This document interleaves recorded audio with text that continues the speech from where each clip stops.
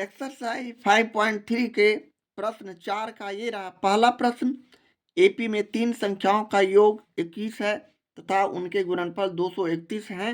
संख्याएं ज्ञात कीजिए। इसका भी हम लोग सॉल्यूशन उसी तरह करते हैं, यानी मान लिया कि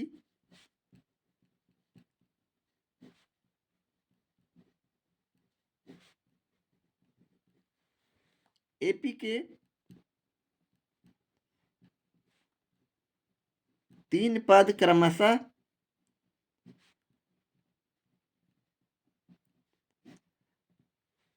ए माइनस डी, ए और ए प्लस डी हैं। अब हम प्रश्न से लिखेंगे। प्रश्न कह रहा है एपी में तीन संख्याओं का योग 21 है। तो प्रश्न से लिखते हुए हम यहाँ ए माइनस डी और प्लस ए और प्लस ए प्लस डी करेंगे। इक्वल टू हमारे पास तीन संख्याओं का योग 21 प्रश्न में दिया हुआ है। अब हम इसे आगे हल करते हैं और ए का मान निकालते हैं, यानी ब्रैकेट हटाते हैं तो ए माइनस डी प्लस ए और प्लस ए प्लस डी हो जाएंगे बराबर 21। अब यहाँ माइनस डी और प्लस डी दोनों इक्वल और विपरीत चिन्ह रहने के कारण इसे आउट करते हैं, बाहर करते हैं। दोनों हट जाने के बाद हमारे पास ए की संख्या 1 2 3 हो गया, तो इसे हम जोड़ देते हैं तो 3a हो गया इक्वल टू 21। यहाँ से अब हम लोग ए का मान 21/3 कर 3 सती 7 निकाल सकते हैं। अब हम पुनः प्रश्न के दूसरे भाग में चलते हैं। उनके गुणनफल 231 है, तो इसे हम गुणनफल के रूप में लिखेंगे, यानी पुनः इसका हम कैलकुलेशन को अपने सॉल्यूशन को आगे बढ़ाते हैं। तो हम गुणनफल यानी ए माइनस डी इंटू ए प्लस डी के रूप में लिखेंगे और इसका गुणनफल कितना है तो 231 है। इस तरह हम करने के बाद अब हम इसे गुणा के रूप में लिखते हैं, यानी ए माइनस डी और ए प्लस डी दोनों ए स्क्वायर माइनस बी स्क्वायर के फॉर्म में है, यानी इसे हम इस तरह लिख सकते हैं ए स्क्वायर माइनस डी स्क्वायर बराबर 231। अब हम यहाँ ए का वैल्यू रखते हैं, यानी ए का मान हमने 7 निकाला है। प्रश्न ए का मान हमने ऊपर 7 निकाला है। ए जहाँ जहाँ है वहाँ हम 7 रख रहे हैं, यानी ए का मान 7। यहाँ हम इसे इस तरह 7 का स्क्वायर कर देंगे माइनस डी स्क्वायर बराबर 231। अब हम इसे अगले स्टेप में पुनः इस तरह हल कर सकते हैं। 7 minus d square equal to 231। इस तरह हम पुनः 7 को 49 से गुना करते हैं, या डायरेक्ट हम इधर लाते हैं 7 को राइट हैंड साइड, तो यहाँ भाग हो जाएंगे, यानी हम इसे सरल रूप में इस तरह भी कर सकते हैं 49 minus d square equal to 231/7। 7 से इसे काटेंगे 7 पुनः 2 शेष बचा 21 7 यानी 33। अब हम यहाँ से 49 और 33 यहाँ प्लस पे है, इसको लेफ्ट हैंड साइड ला रहे हैं तो माइनस 33 हो जाएंगे बराबर यहाँ बचा डी स्क्वायर जो कि प्लस में हो जाएंगे राइट हैंड साइड आने पर। अब यहाँ से हम लोग 49 में 33 को घटाते हैं तो 16 बराबर डी स्क्वायर। इसलिए अब यहाँ से हम लोग डी निकाल सकते हैं 16 का वर्गमूल करके। इसका वर्ग हम करेंगे तो प्लस माइनस 4 हो जाएंगे, इसलिए 4 चौक 16। अब हम एपी के तीन पद आसानी से निकाल सकते हैं, इसलिए एपी के तीन पद हमारे पास हमने माना था ए माइनस डी, ए और ए प्लस डी।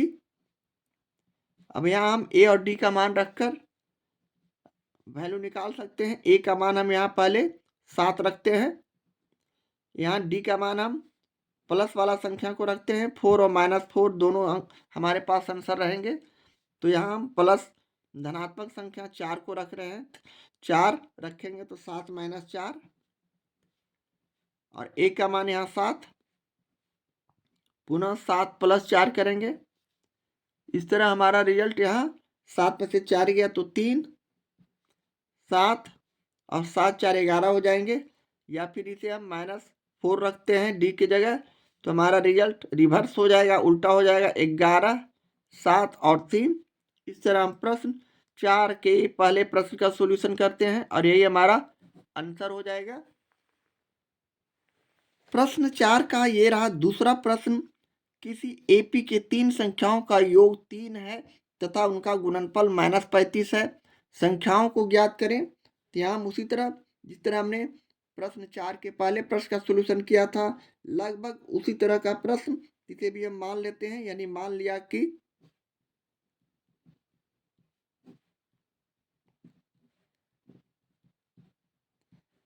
एपी के 3 पद,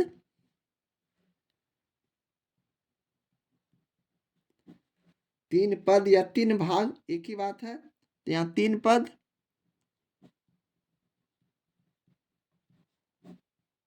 क्रमशः a - d,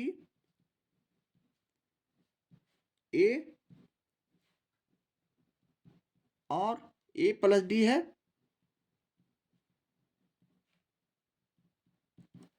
इसलिए अब हम प्रश्न से लिखेंगे।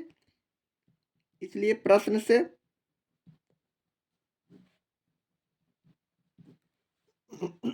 a - d और प्लस a + d हमारे पास प्रश्न में दिया हुआ है 3। अब यहाँ से हम ब्रैकेट हटाते हैं, तो हम इसे इस तरह लिख सकते हैं a - d प्लस a और प्लस a + d इक्वल टू 3। अब इसे हम अगले स्टेप में पुनः इस तरह लिख सकते हैं, यानी सजातीय को एक जगह लाते हैं, एक साथ काम करते हैं, विजातीय को एक साथ। तो यहाँ -d और +d इक्वल संख्या, विपरीत चिन्ह, इसे आउट करते हैं।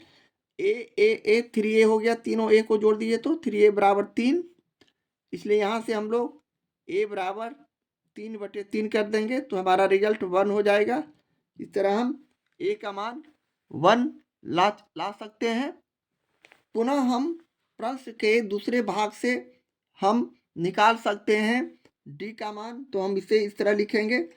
पुनः a - d यानी उनका गुणनफल -35 है, तो a - d इंटू a और into a + d equal to लिखेंगे -35, जैसा कि प्रश्न में दिया हुआ है। अब हम इसे आगे हल करते हैं, तो हमारा रिजल्ट हो जाता है इस प्रकार का, यानी a - d और a + d, a - b और a + b के फॉर्म में है, यानी a² - b²। तो इसे a से गुना किए तो इस तरह हम लिख सकते हैं a² - d², यहाँ b की जगह d है, बराबर -35।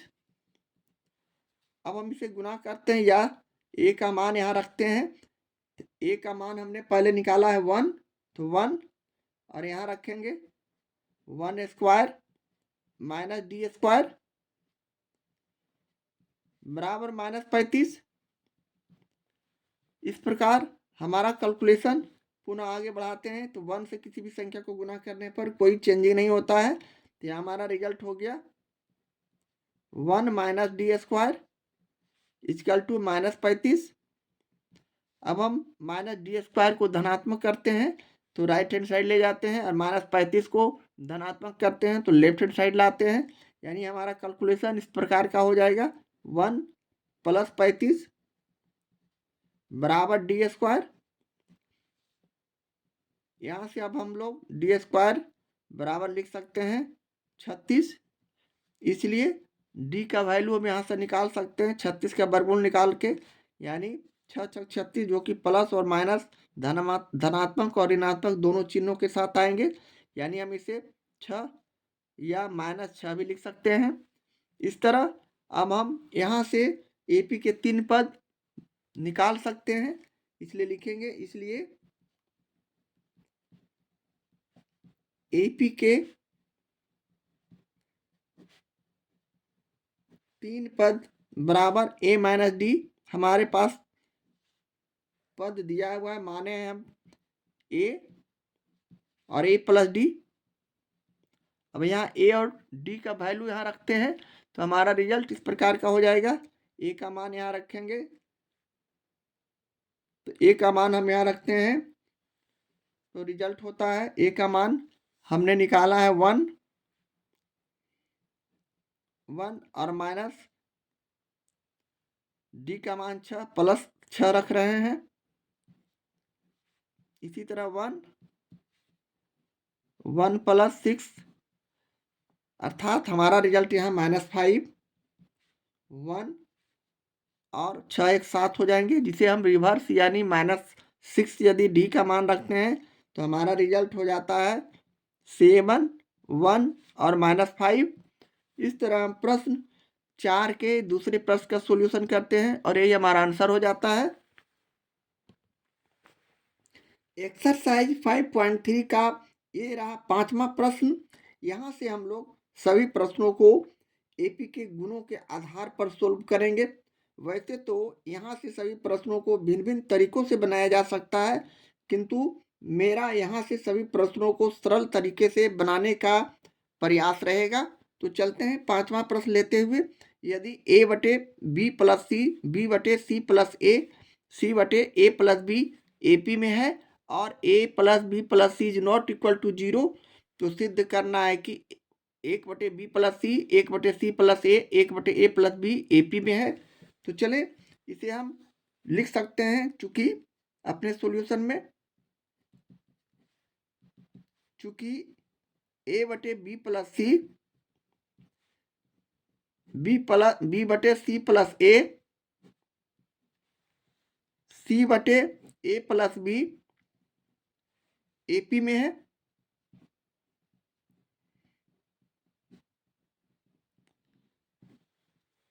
इसे हम आगे बढ़ाते हैं तो इस तरह भी लिख सकते हैं। इसे हम एक जोड़ते हैं सभी पदों में, तो लिख देंगे सभी में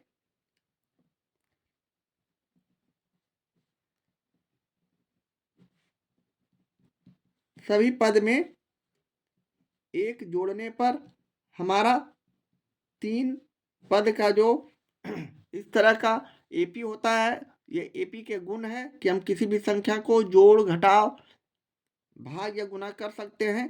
तो एक जोड़ने पर यानी हम A/B + C लिखेंगे और +1 करेंगे। उसी प्रकार B/C + A और +1 करेंगे। उसी प्रकार C/A + B और +1 करेंगे, जो कि AP में है।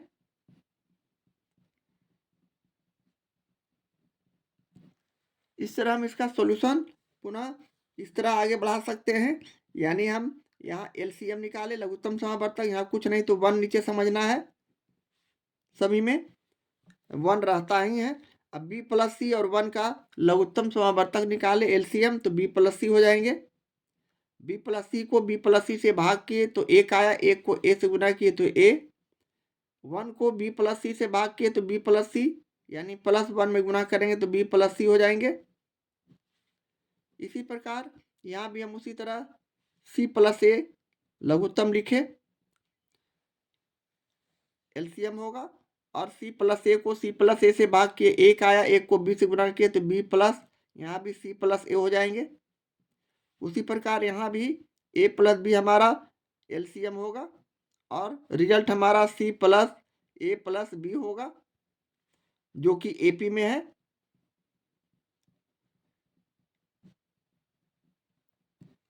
अब हम यहाँ से इसे सजा कर लिख देते हैं, यानी हमारा रिजल्ट A + B + C और बटे B + C हो जाएंगे।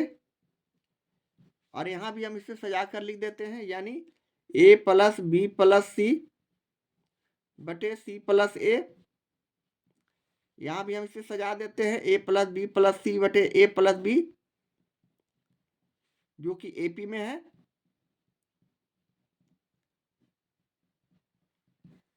अब हम a प्लस बी प्लस सी से सभी पदों में भाग करते हैं, तो हम यहाँ लिख सकते हैं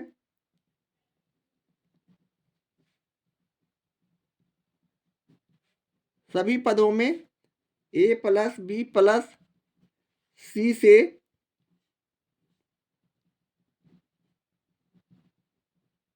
भाग करने पर